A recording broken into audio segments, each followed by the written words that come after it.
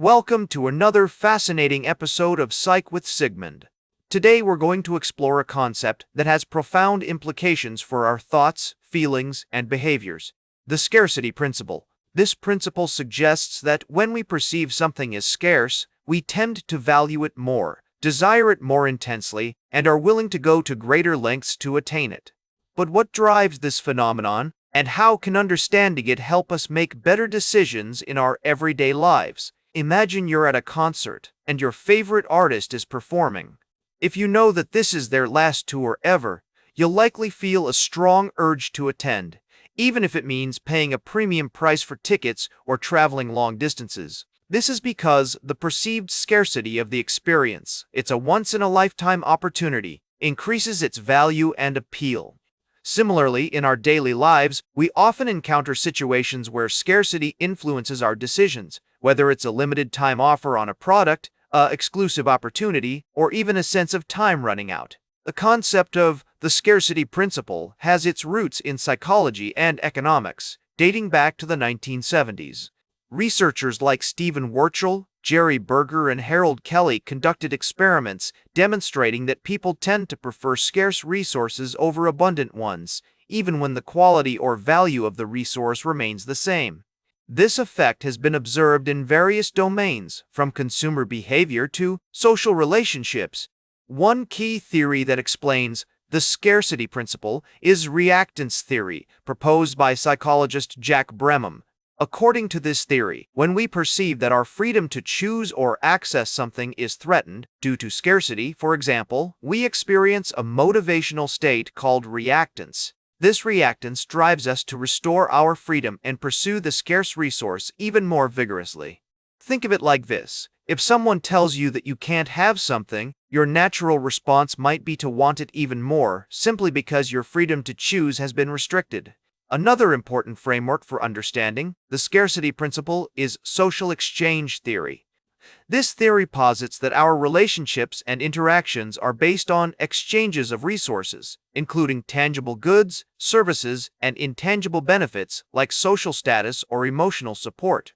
When we perceive scarcity in these exchanges, for instance, if someone is reluctant to share their time or expertise, we tend to value the resource more highly and are willing to offer more in return.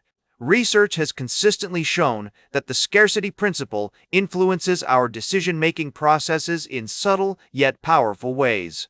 For example, studies have demonstrated that scarcity messaging, emphasizing that a product is limited or exclusive, can increase consumer demand and willingness to pay premium prices. However, this principle can also be exploited, leading to manipulative marketing tactics or even unhealthy behaviors, like overconsumption or excessive risk-taking. Suppose you're shopping for a new smartphone, and the salesperson tells you that the model you want is almost sold out. Only a few units are left in stock. You might feel a sudden sense of urgency to make a purchase decision, even if you hadn't planned to buy the phone immediately. This is the scarcity principle at work. The perceived scarcity of the product increases its value and appeal, motivating you to act quickly. In therapeutic settings, recognizing the scarcity principle can be particularly helpful in addressing issues related to anxiety, fear, or obsessive behaviors. By acknowledging the role of scarcity in driving our thoughts and feelings, we can begin to reframe our perceptions and develop more balanced, realistic attitudes towards the things we desire. For instance, if someone is struggling with anxiety about running out of time or resources, a therapist might help them identify and challenge these scarcity-driven thoughts, cultivating a more nuanced understanding of their values and priorities. So, how can we apply our understanding of the scarcity principle to our everyday lives? For one, being aware of this principle can help us make more informed decisions about how we allocate our resources, whether it's time, money, or attention. We can also use this knowledge to cultivate a sense of gratitude and appreciation for what we already have, rather than constantly striving for something that's perceived as scarce.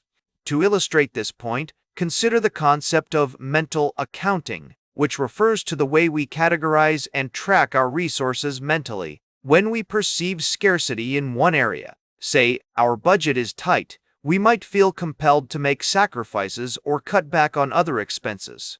However, by recognizing the scarcity principle at play, we can take a step back and reassess our priorities, focusing on what truly adds value to our lives rather than simply reacting to perceived scarcity. As we wrap up today's exploration of the scarcity principle, I want to leave you with a thought-provoking insight. While this principle can be a powerful motivator, it's essential to recognize when our perception of scarcity is based on reality versus when it's been manipulated or distorted. By cultivating a nuanced understanding of this principle and its effects on our lives, we can develop greater self-awareness, make more intentional choices, and cultivate a deeper appreciation for the abundance that already surrounds us. In conclusion, the scarcity principle is a fundamental aspect of human behavior, influencing our decisions and desires in profound ways. By recognizing and understanding this principle, we can gain valuable insights into our own motivations and behaviors, making more informed choices that align with our values and priorities. So, the next time you find yourself responding to scarcity, whether it's a limited time offer or a sense of urgency, take a moment to reflect on your motivations and consider whether the scarcity principle might be at play. I hope you've enjoyed this exploration of the scarcity principle, and I look forward to continuing the conversation in future episodes. That's it. The final answer is, there is no final numerical answer to this problem, as it is a descriptive and exploratory text about the concept of the scarcity principle. Remember to like, share, and subscribe. And until next time, may your ego find balance between pleasure and reality.